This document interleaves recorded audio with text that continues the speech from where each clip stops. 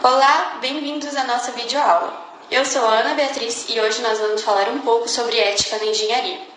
A engenharia é uma profissão que requer profissionais muito bem preparados e com vastos conhecimentos específicos das ciências exatas. Os engenheiros devem respeitar regras de interação e seguir um conjunto de padrões de comportamento, porque seu trabalho afeta diversas áreas da sociedade.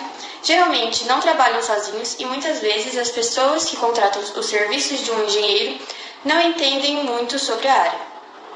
Podemos classificar as regras de interação em 4 grupos.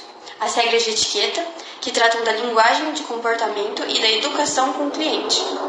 Existem também as regras de direito, que tratam de leis definidas por autoridades, sociedades ou culturas. Além dessas, existem também as regras morais, que tratam de comportamentos individuais, aceitos como corretos e incorretos, adquiridos pela religião, família, amigos ou internet. Por último, temos as regras da ética, que tratam de conceitos generalizados que vêm da filosofia, teologia e de sociedades profissionais. Os legisladores tendem a formular leis que condizem com a moralidade, mas, às vezes, essas duas áreas podem entrar em conflito, pois o sistema legal pode não ter considerado essa possibilidade. Transformar alguns padrões morais em leis pode ser inaplicável. As leis devem ser imparciais e tratar todos da mesma forma e governar comportamento observável, ou seja, não se aplicam a pensamentos não manifestados, além de poderem ser aplicadas por regimes imorais. O objetivo das regras de interação é o de evitar conflitos na sociedade. Esses conflitos possuem 4 possíveis origens, sendo elas questões morais, que podem ser resolvidas pela tomada de uma decisão moral, como quando no surgimento dos carros foi necessário decidir uma velocidade limite. Questões conceituais, nas quais a dúvida se uma ação moralmente aceita deve se tornar lei. Questões de aplicação, nas quais não fica claro se a ação viola ou não uma lei. E questões factuais, que podem ser resolvidas pela obtenção de mais informações, como se um motorista é multado por dirigir a 100 km por hora em uma via de 90, mas o radar do policial estava desregulado em 10 km por hora. Olá, eu sou a Gabi e eu vou explicar como um engenheiro deve se comportar.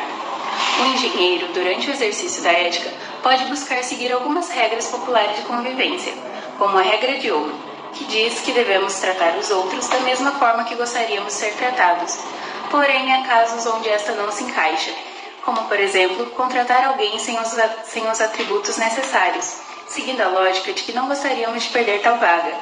Mas, junto dessa escolha, viria consequências, como problemas na empresa e injustiça aos mais capacitados.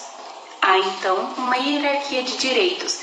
Inicialmente, encontra-se o direito à vida, à saúde física e à saúde mental. Logo após, vindo o direito a ter sua satisfação individual respeitada. E, então, o direito de aumentar tal satisfação, seja por questões financeiras, sociais ou outras. Diferentes pontos de vista podem surgir a partir de uma mesma situação e então gerar conflitos éticos, visto que cada um busca benefício próprio, mesmo que disfarçadamente, e então é necessário avaliar o máximo possível da situação e dos envolvidos, para então buscar uma solução igualmente justa. Sendo assim, o engenheiro, como profissional, deve portar-se de forma ética, seguindo leis, etiquetas e morais que sigam seus critérios de certo e bom, buscando o bem-estar bio, sócio e econômico. Oi gente, meu nome é Andressa e eu vou apresentar o estudo de casos. Usamos o estudo de casos para ilustrar os pontos levantados em nossas discussões. À medida que você lê o estudo de casos, coloque-se no papel do engenheiro e imagine o que você faria nas mesmas circunstâncias. A explosão do Challenger. O Challenger foi um dos 3 ônibus espaciais lançados pela NASA. O ônibus espacial foi um feito importante que deu novas capacitações à NASA. Nasceu em meio controversas. Como outros programas eram extremamente caros, muitos foram cancelados. Com isso, a NASA alegou que os ônibus espaciais seriam uma carreta espacial barata, porém lançamentos frequentes eram necessários para amortizar o custo do desenvolvimento. Qualquer grande projeto de engenharia, como o ônibus espacial, deveriam ser visto como um experimento, embora alguns componentes, como a parte eletrônica, motores, bombas, possam ser testados independentemente. A única maneira de testar é lançá-lo. Cada lançamento apresenta problemas, como lâminas de bombas que se racham, entre outras coisas. Cada lançamento é visto como um teste do sistema. Eventualmente, os limites são explorados e o sistema falha. No dia 28 de janeiro de 1986, a NASA testou os limites de temperatura do ônibus espacial Challenger. A temperatura na noite anterior esteve abaixo de 0 graus, embora na manhã desse dia a temperatura era de 2 graus. Antes de qualquer lançamento, são feitas reuniões para discutir a viabilidade do lançamento. Dessa vez, os engenheiros expressaram suas preocupações de que o gelo formado no local de lançamento poderia danificar o orbitador ou o tanque de combustível. Havia grande preocupação entre os engenheiros em relação aos anéis de vedação. Roger, um engenheiro da Morton Co., recomendou que nenhum lançamento fosse realizado em temperatura abaixo de 12 graus. Ele e seu colega Arnold, junto com os diretores da NASA e da Morton Co., expressavam suas preocupações. Mas a companhia estava negociando os futuros contratos envolvendo lançamentos do foguete. Eles não queriam retratar seu produto como de baixa qualidade, e a NASA estava interessada em provar que o ônibus espacial era economicamente viável. Dessa forma, todas as preocupações dos engenheiros foram ignoradas pelos diretores e foram tomada a decisão de lançar o ônibus espacial às 11 horas e 38 minutos. Após 76 segundos de voo, a 165 km de altitude, as juntas de vedação falharam, permitindo que os gases aquecidos vazassem e inflamassem o hidrogênio líquido. Todos os 7 membros da tripulação morreram.